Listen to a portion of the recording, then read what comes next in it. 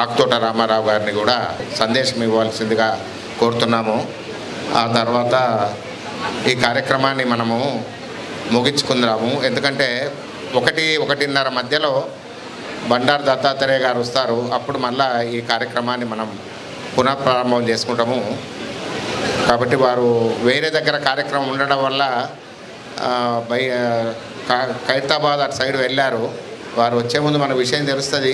1 ప్రాంతంలో మనకు ఆ కార్యక్రమం మళ్ళీ ప్రారంభమవుతుంది. ఒక్కసారి రామారావు గారిని సందేశం ఇవ్వాల్సిందిగా కోరు. వందే గోమాతరం. మన దేశం ఆరోగ్య భారత్ కావాలి, మన దేశం సంస్కార భారత్ కావాలి, మన దేశం జగద్గురు భారత్ కావాలి.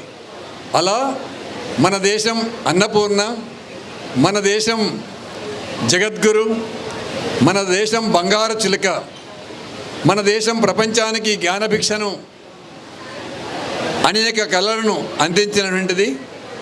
అయితే విదేశీయుల దురాక్రమణ కారణంగా మన దేశంలో ఉండేటువంటి మన నాగరికత, మన పురాతన మన సాంప్రదాయాలు, మన సంస్కృతి, మన ధర్మము, మన విద్యా విధానము ఇవన్నీ కూడా మనము కోల్పోయాము. దాన్ని తిరిగి నిర్మాణం చేయడం కోసమని దేశంలో అనేక మంది మహామహులు ఎంతో కృషి చేస్తున్నారు. అందులో భాగంగా ఇప్పుడే శ్రీ మదన గుప్తా గారు చెప్పినట్టుగా ఆరోగ్యమే మహాభాగ్యం, ఆరోగ్యాన్ని మించింది లేదు.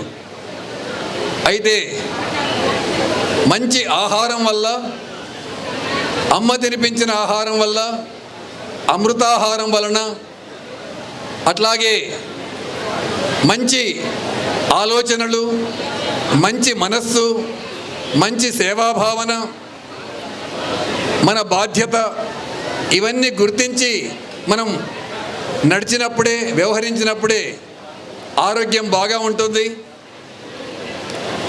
ఈనాడు తల్లి చెప్పే మాటల్లో కానీ, అలాగే బడిలో కానీ, గుడిలో కానీ ఎక్కడ ఆరోగ్యాన్ని గురించి, దేశాన్ని గురించి, ధర్మాన్ని గురించి, మన సంస్కృతి సాంప్రదాయాల గురించి, మన అపురూపమైనటువంటి మన కుటుంబ వ్యవస్థ గురించి చెప్పలేని పరిస్థితి ఉంది. ఎందుకంటే టీవీ తర్వాత సెల్ ఫోన్కు మనము బానిసలైపోయాము. ఆ కారణంగా అమూల్యమైన సంపదను మనం కోల్పోయాము. అందుచేత మనమందరం కూడా ఆరోగ్యంగా ఉండడం కోసమనే ఈ అమృతాహారం, ఆరోగ్యంగా ఉండడం కోసమని ఇలాంటి మూల సంత గ్రామభారతి ఆధ్వర్యంలో ఏర్పాటు చేసినటువంటి సంతలు.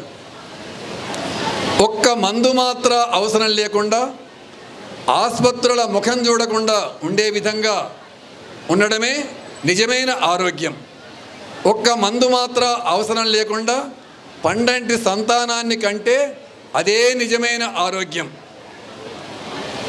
అలా ఇక్కడ ఈ స్టాల్స్ పెట్టిన వాళ్ళు కానీ, లేదా ఈ వస్తువులు కొనడానికి వచ్చిన వాళ్ళు కానీ, దీన్ని ప్రోత్సహించేటువంటి వాళ్ళు కానీ, స్టేజ్ మీద ఉండేవాళ్ళు కానీ, ఎదురుగా ఉండేవాళ్ళు కానీ, నేను ఒక్క మందు మాత్ర అవసరం లేకుండా ఆరోగ్యంగా ఉన్నాను అనేవాళ్ళు ఉంటే దయచేసి ఇక్కడ కానీ ఎదురు కానీ ఒక్కసారి చేయొద్దండి, ఒకసారి వినండి.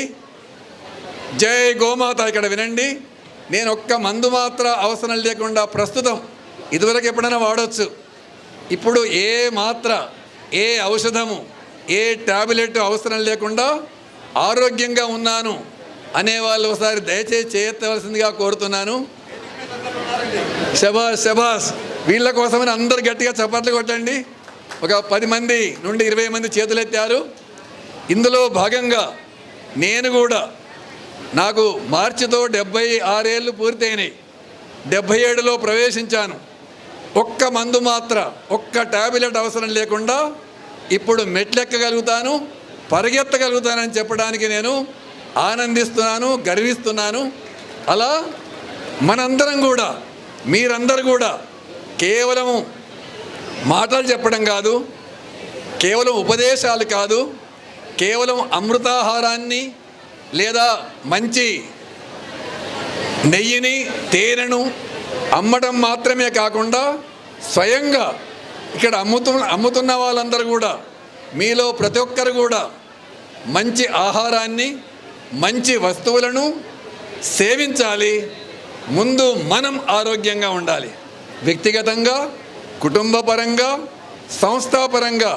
కానీ మా బిడ్డ కానీ మా మనవరాలు కానీ ఆసుపత్రి యొక్క అవసరం లేని విధంగా జాగ్రత్త పడుతూ అలా మనము మన గ్రామాన్ని మన దేశాన్ని ఆరోగ్య భారత్గా, సంస్కార భారత్గా, జగద్గురు భారత్గా నిర్మాణం చేయాలి.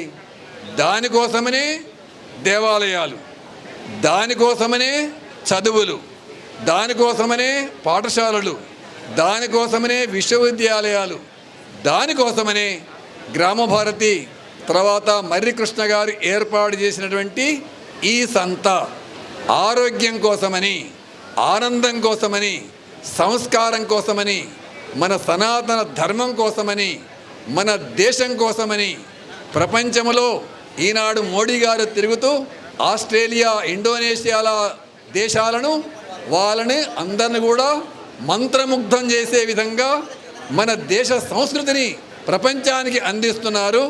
అందులో మనందరం కూడా భాగస్వాములమని గమనిస్తూ గుర్తిస్తూ ఇలాంటి సంతలు వీటిని ప్రోత్సహిస్తూ మన ప్రదేశాల్లో మన గ్రామాల్లో కూడా ఇలా రోజంతా కాకపోయినా కనీసం 2-3 గంటల సంతలైన ఏర్పాటు చేయాలని, అందులో భాగంగా గో ఆధారిత రైతు మిత్ర సంఘం ఆధ్వర్యం లోపల ప్రతీ నెలలో ఒక్కొక్క బస్తీలో ఇట్లాంటి కార్యక్రమాలను ఏర్పాటు చేయాలనుకున్నాం.